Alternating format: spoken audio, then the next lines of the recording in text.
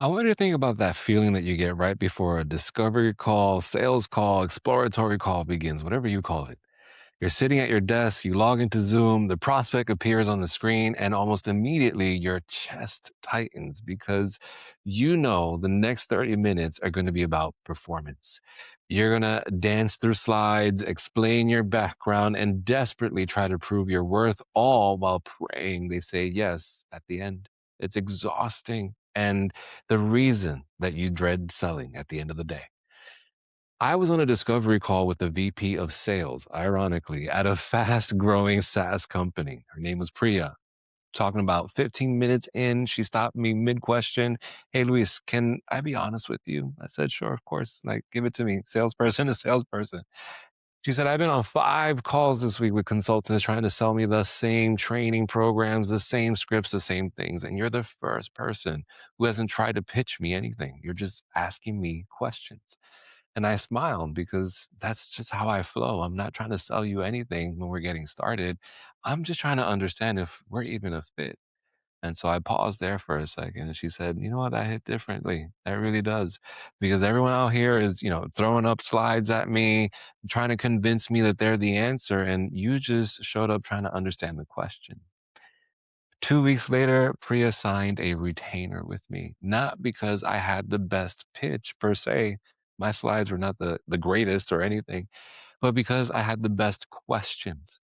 So today, in this moment, I want you to think of it as a private advisory session just between you and I, just you and me here, right?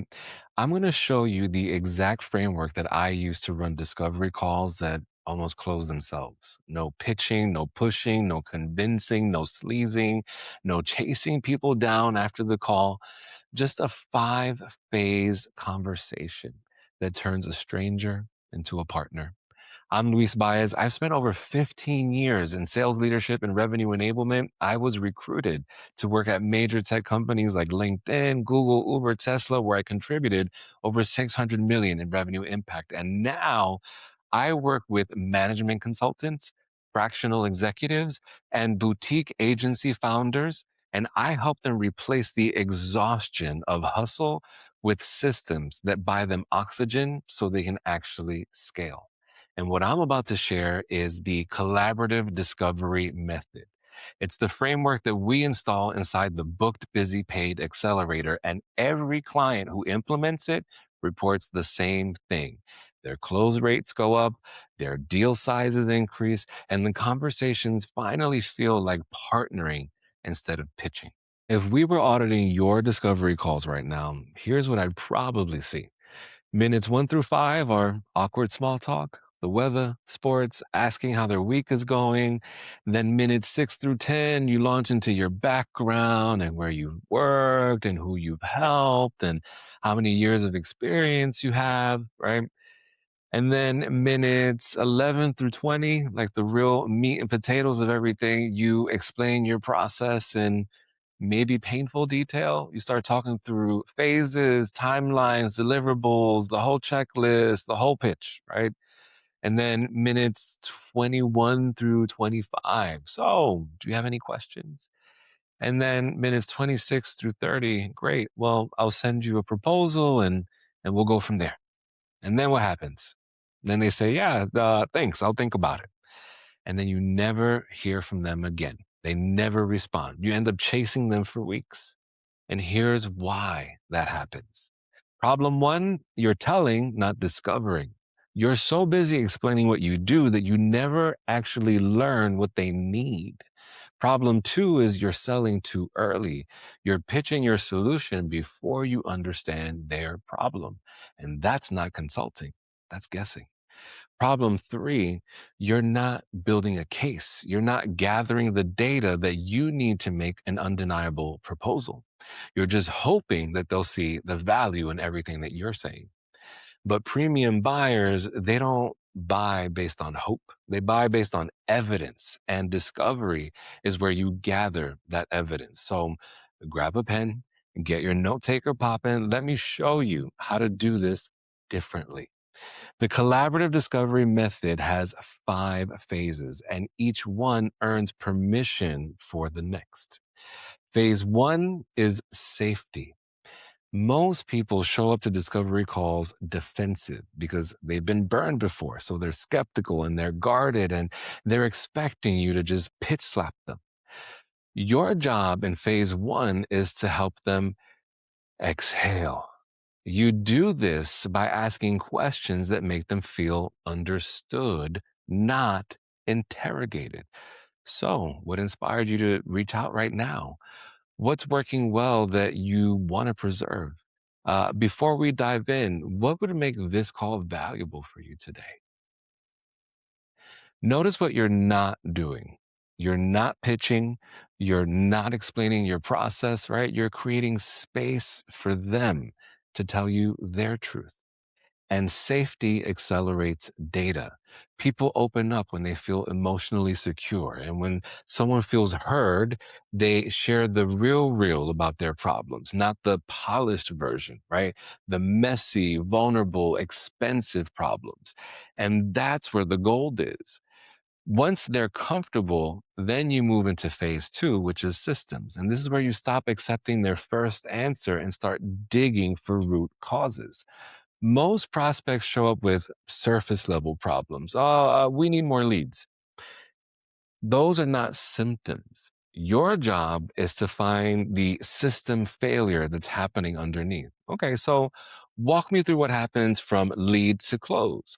Where does it all tend to stall? When you can name their problem better than they can, you become the most credible person in the room. And that's not manipulation, that's mastery. Phase three of the method is scale. And that's where most people get a little lazy. You're moving from story to statistics and you're quantifying the pain. The opportunity cost is what you probably have heard it called before. And that's about the gap. So, what is it costing you in lost revenue per quarter? If nothing changes in the next 6 months, what does this look like for your business? Premium buyers don't buy based on feelings, they buy based on evidence. Your job is to help them see their problem in numbers. And when they say their numbers out loud, something powerful happens. They start selling themselves. They're not hearing the cost from you, they're hearing it from their own mouth. And that's infinitely more convincing than anything that you could say. Now you've earned the right to move into phase four, which is all about solutioning. This is the only phase where you talk about what you do. And even here, you're not pitching, you're reflecting. You say something like, based on everything that you've shared, here's what I'm seeing. The core issue is an onboarding infrastructure problem. My method is designed to address exactly this. I start with phase one, I move into phase two, and then I move into phase three. And it all happens in 90 days. Tell me, does this sound like the transformation you're looking for? You just pause. You're naming their problem using their data, and then you're connecting the dots between your method and their metrics. And then suddenly you're not convincing them, you're just showing them the map. And at this point, the map feels less like your opinion and more like the next obvious step, which brings us to phase five, selection. This is where you transition from discovery to decision. And the language that you use here matters. You don't end the call with, oh, I'll send you a proposal. That puts the ball in their court, and then you'll never see them again. Instead, you say, the next step is a strategy session. That's where we quantify the ROI, design the milestones, and walk you through the investment options. Does that sound like a good next step for you? You're not pushing, you're inviting. And when you've done phases one through four really well, the invitation feels inevitable. Let me tell you what happens when you start using this framework. Your discovery calls start feeling like therapy for the prospect. You're reflecting their world back to them better than they can describe it themselves. And then they don't see you as a vendor, they see you as someone who truly gets it. Your proposals, with all the data that they give you, then start to write themselves. Every answer you collect in the discovery call becomes a data point in your proposal. Their current metrics become your ROI projection. Their cost of inaction becomes the opening slide in your presentation. When you're using their words to build your business case, everything flows smoother and your close rate starts to double. By the time you get to the proposal, they already know what the problem is because you diagnosed it together. They already know what it's costing them and they know what the solution looks like because you spelled it all out for them. And that's not a sale, that is a partnership. Sales is ultimately an exchange of emotion, and the most powerful emotion in a sales conversation isn't excitement, it's relief. That's all discovery is, creating enough safety and clarity that moving forward feels like the only logical thing to do, and it feels like a step towards more relief. If you want to see this framework in action, then we need to have an alignment call. It's exactly what we just talked about. I'll walk you through the 5 phases on our call together, and you'll get to experience the collaborative discovery method for yourself. And by the end of it, you'll know whether working together inside the Booked Busy Paid Accelerator is the right move for you. Go to bookedbusypaid.com and book a time directly on my calendar. This is Unhustling, where we build slower, breathe deeper, and still get it all done on our own terms. I'm Luis Baez, and I'm definitely in your corner.